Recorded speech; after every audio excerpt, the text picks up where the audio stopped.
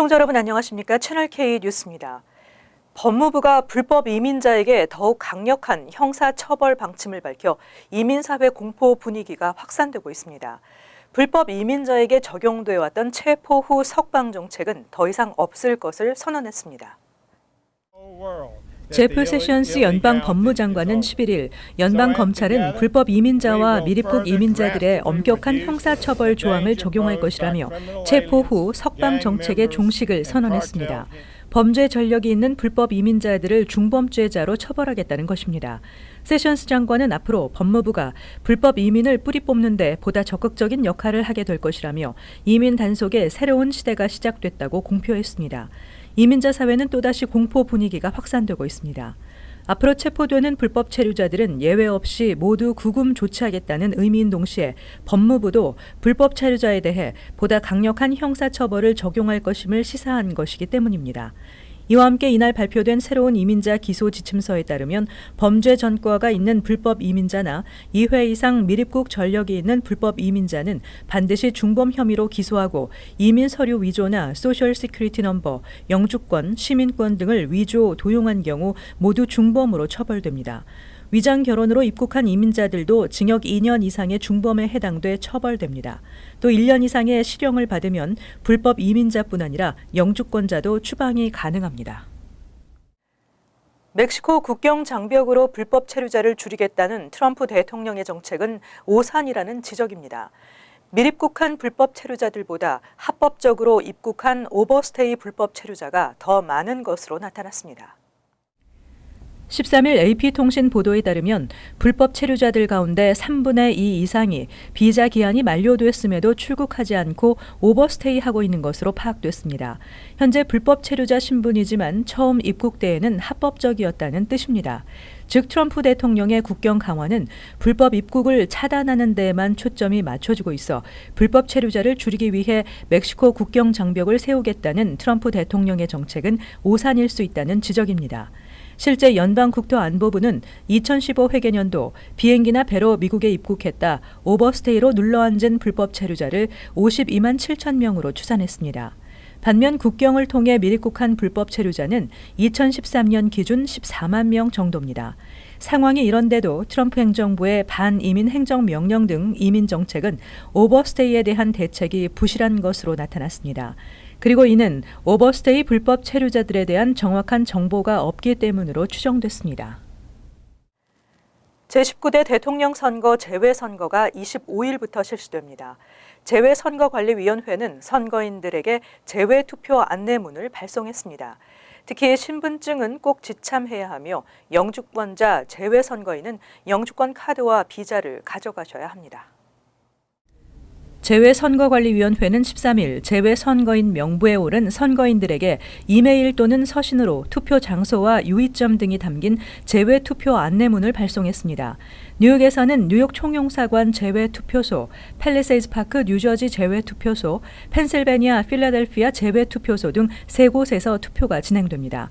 투표 시에는 여권이나 주민등록증, 운전면허증 등 사진, 이름, 생년월일이 있는 신분증을 투표소에 꼭 지참해야 합니다. 영주권자 재외선거인은 반드시 영주권 카드나 비자를 갖고 가야 합니다.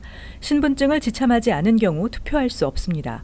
17일부터는 본격적인 재외선거 운동 기간이 시작됩니다. 재외투표 참여 활동과 관련된 공직선거법에 따르면 누구든지 투표 참여를 권유하는 행위를 할 수 있지만 가가호호 방문하거나 재외투표소로부터 100m 안에서는 투표 참여를 권유할 수 없고 특정 후보를 지지, 추천, 반대하는 내용을 포함한 투표 참여 권유, 현수막 등 시설물, 인쇄물, 어깨띠를 사용할 수도 없습니다. 금품이나 이익 제공을 약속하면 매수죄에 해당됩니다. 한편 28일부터 30일 뉴욕 총영사관에서 플러싱 재외 투표소까지 셔틀버스가 운행됩니다. 뉴저지 저지시리에 2만 명이 넘는 불법 체류 이민자를 보호하기 위한 시정부 신분증이 발급됩니다. 이 신분증으로 관공서 출입과 은행 계좌 오픈이 가능하며 14살 이상의 주민 누구나 신청할 수 있습니다. 저지3에서도 뉴욕시와 마찬가지로 신분증 발급이 가능해질 전망입니다. 저지3 의회는 12일 체류 신분에 관계없이 모든 주민들이 받을 수 있는 시정부 신분증 발급 조례안을 상정하고 논의에 들어갔습니다. 신분증은 14살 이상의 주민이면 누구나 신청이 가능하며 발급 수수료는 성인은 $15, 18살 미만의 청소년이나 노인은 $7이고 유효 기간은 2년입니다. 저지3에는 약 2만 2천 명의 불법 체류자들이 거주하고 있는 것으로 추산되고 있습니다. 이들은 이 신분증을 이용해 학교, 관공서에 출입하거나 은행 계좌를 개설할 수 있습니다. 트럼프 행정부의 반이민 정책으로 인해 불법 체류자들에 대한 추방이 잇따르자 저지3 정부는 신분증을 발급해 이민자를 보호하려는 취지로 마련했습니다. 뉴저지주에서는 유니온시리와 뉴악 등에서 자체 조례를 마련해 신분증을 발급하고 있습니다. 한편 이러한 종류의 신분증은 지역적으로 한정돼 쓰일 뿐 일반 신분증 기능은 완전히 대체하지 못하고 있는 것으로 알려졌습니다. 특히 비행기 탑승 시 운전면허 취득 시 일반 신분증 대용으로 사용하지 못합니다.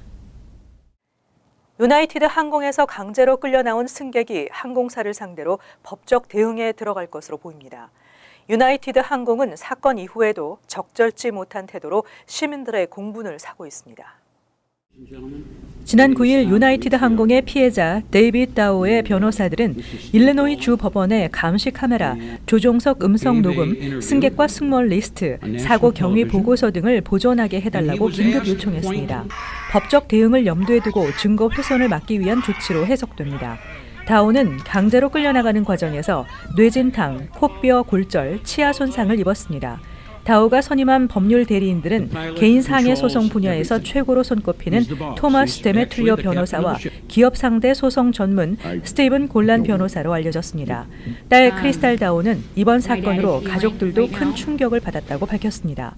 유나이티드 항공은 항공사 직원은 잘못이 없다는 태도로 논란을 키웠으며 이어 발표한 두 번째 사과에서 승객이 다른 사람들에게 피해를 주었다고 말해 공분을 키웠습니다. 인종차별 논란으로까지 번지며 유나이티드 항공 불매운동이 벌어지고 주가가 급락하자 결국 세 번째 성명에서 무너지는 백기를 들었습니다. 하지만 지난 1일에도 1등석 티켓 $1,000를 주고 구입한 부동산 투자 회사 대표에게 오버부킹을 이유로 비행기에서 내릴 것을 강요하면서 거절하면 수갑을 채우겠다고 협박한 것이 드러났습니다. 유나이티드 항공이 이번 사태를 수습하기에는 쉽지 않아 보입니다. 펜스테이션에서 지난 6개월 동안 5차례의 열차 탈선 사고가 발생했는데 이에 대한 근본적인 대책이 시급한 것으로 보입니다. 어제는 정전 사고로 열차 운행이 취소되거나 지연 출발하면서 승객들이 큰 불편을 겪었습니다. 13일 오후 6시쯤 맨하탄 펜스테이션에서 또 엠트랙 공사 중 정전 사고가 발생했습니다. 3번 선로에서 운행될 예정이었던 열차 운행을 취소하면서 LIRR 포트 워싱턴 노선을 비롯해 몬탁 노선, 오이스터베이 노선, 포트 제퍼슨 노선 등 4개 노선 7개 열차 운행이 중단됐습니다. 퇴근길 승객들은 큰 불편을 겪었습니다. 정전은 1시간 후쯤 복구됐으며 오늘 오전부터 열차는 정상 운행된 것으로 알려졌습니다. 펜스테이션에서는 2016년 9월 가장 피해가 컸던 호버큰역 사고가 있었고 올해 1월에는 기차가 속도를 줄이지 못하면서 범핑 블럭을 들이받아 100여 명이 다쳤으며 지난달 24일에 이어 이번 달 3일에도 뉴저지 트랜짓 열차 탈선 사고가 발생했습니다. 최근 6개월 동안 5차례나 기차 탈선 사고가 잇따르고 있지만 당국은 여전히 사고 발생의 근본 이유와 대책에 대해 안이한 대응을 하고 있다는 지적입니다. 특히 잦은 사고는 대형 참사를 불러올 수 있어 우려되고 있는 가운데 정부 예산 투입은 뒷걸음질 치고 있으며 사고 방지 노력은 미미해 이용객들이 분노하고 있습니다. 올해 1분기 퀸즈의 주택 시장이 호황을 보였습니다. 활발한 주택 거래로 매물이 부족해져 주택 가격이 크게 상승했습니다. 2017년도 1분기 퀸즈 지역에서 거래된 주택 판매량은 39.4%나 증가했으며 인근 아스토리아, 롱아일랜드3 등 퀸즈 북서부 주택 거래량도 1년 전보다 29.5%나 증가했습니다. 특히 신축 콘도 거래는 전년 같은 기간에 비해 무려 75%나 늘었습니다. 단독주택은 전년 같은 기간에 비해 57.6% 증가했고 콘도는 24.6% 늘어났으며 다만 코앞 판매량은 7.9% 증가에 머물렀습니다. 매매는 활발해지고 공급 물량은 부족해지면서 올 1분기 퀸즈 주택시장 매물 재고량은 3,986채로 전년 같은 기간에 비해 4% 줄어들었습니다. 이는 집값 상승세로 이어져 이 기간 퀸즈에서 거래된 주택의 중간 매매가는 21.3% 올랐습니다. 이와 함께 브루클린의 주택시장도 호황을 누렸습니다. 올 1분기 브루클린 주택 중간 매매가는 77만 달러로 전년 같은 기간보다 16.2% 상승하며 사상 최고치를 경신했습니다. 평균 매매가도 25% 상승해 100만 달러 선 돌파를 눈앞에 뒀습니다. 부동산 업체 더글라스 엘리먼은 보고서에서 주택 거래가 활발해지면서 매물 부족 현상이 발생한 것이 주택 가격 상승을 부추겼다고 분석했습니다. 뉴저지주의 고속도로에서 1차선 연속 주행 차량에 대한 단속이 강화됐습니다. 또 추월 차량을 방해하는 차량이 단속 대상이며 벌점과 함께 벌금도 대폭 올랐습니다. 13일 스타 레저 보도에 따르면 지난해 뉴저지 턴파이크와 가든 스테이트 파크웨이 등 고속도로에서 1차선으로 주행하다 티켓을 발부받은 운전자는 41,758명으로 나타났습니다. 1차선은 추월 차선입니다. 추월 목적이 아닌 이유로 고속도로 1차선을 이용하거나 추월 차량을 방해하는 차량은 단속 대상이 되며 적발되면 벌점 2점에 $100에서 $300의 벌금과 $50의 과징금이 부과됩니다.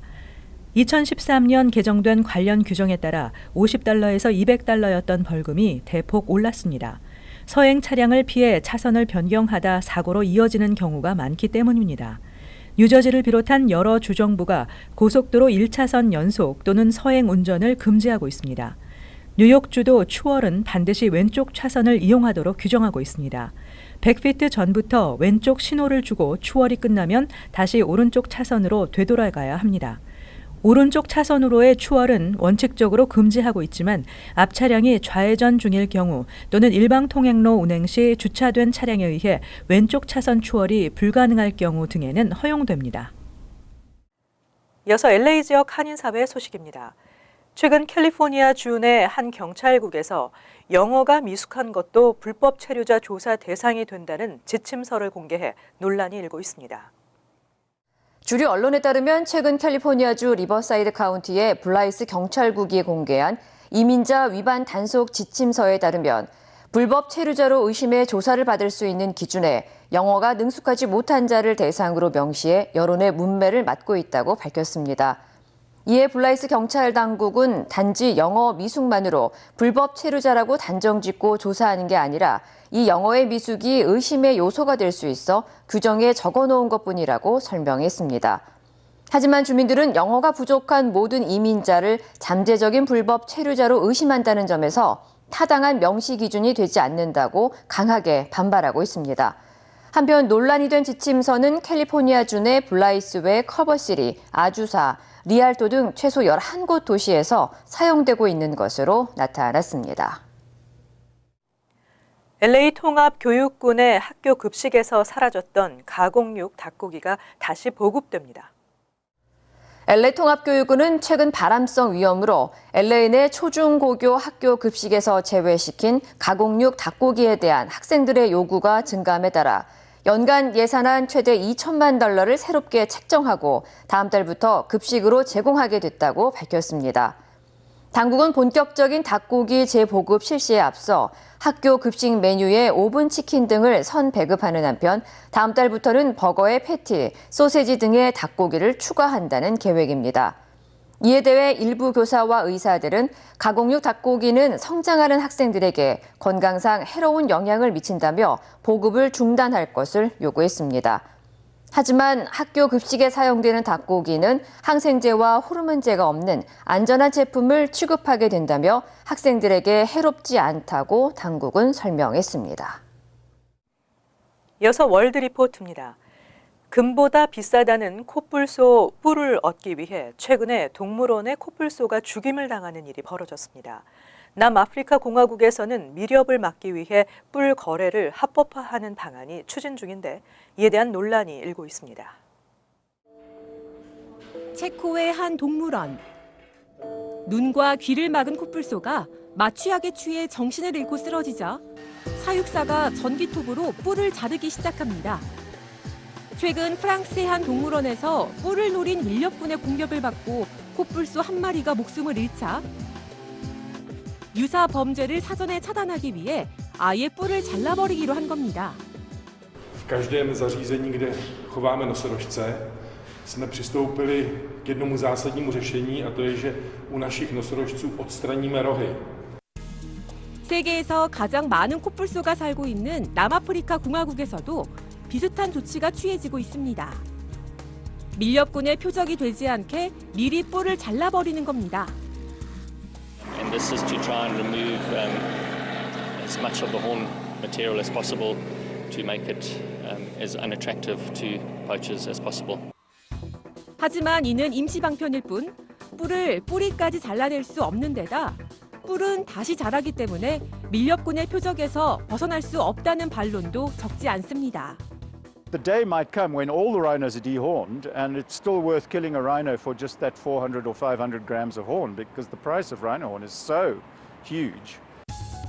이에 남아공에선 뿔 거래를 합법화하는 역설적인 법안이 추진되고 있습니다.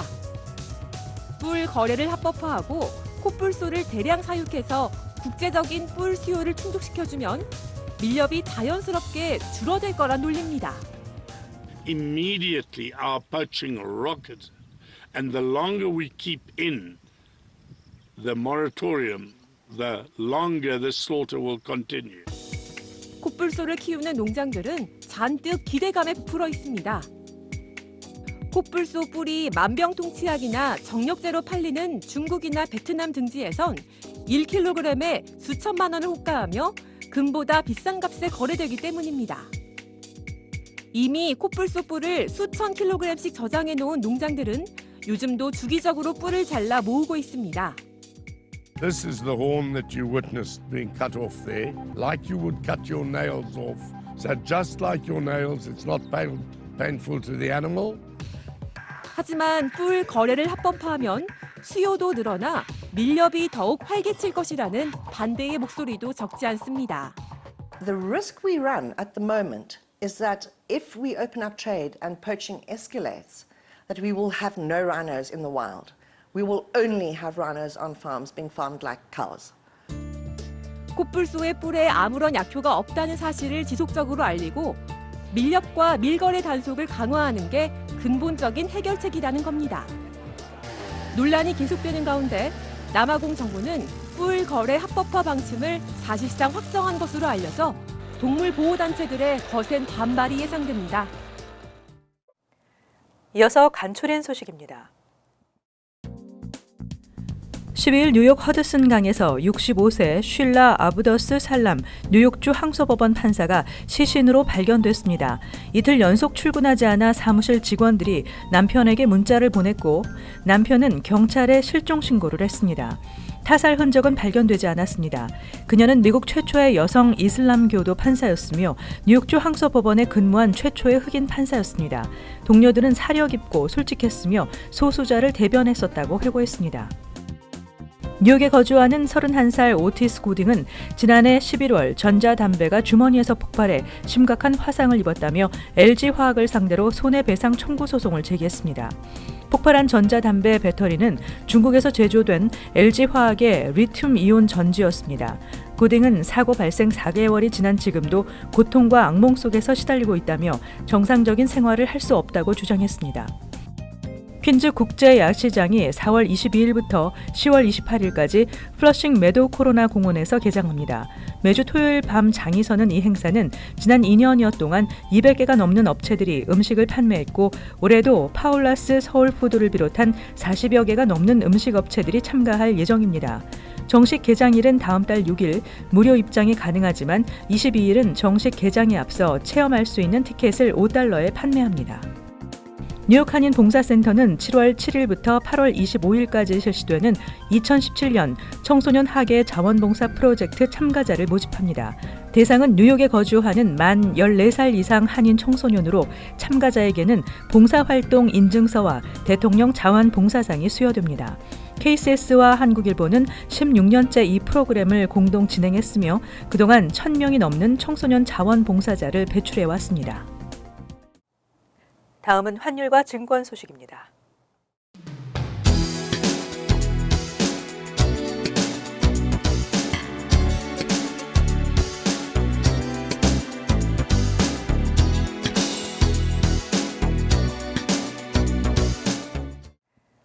끝으로 날씨 전해드립니다.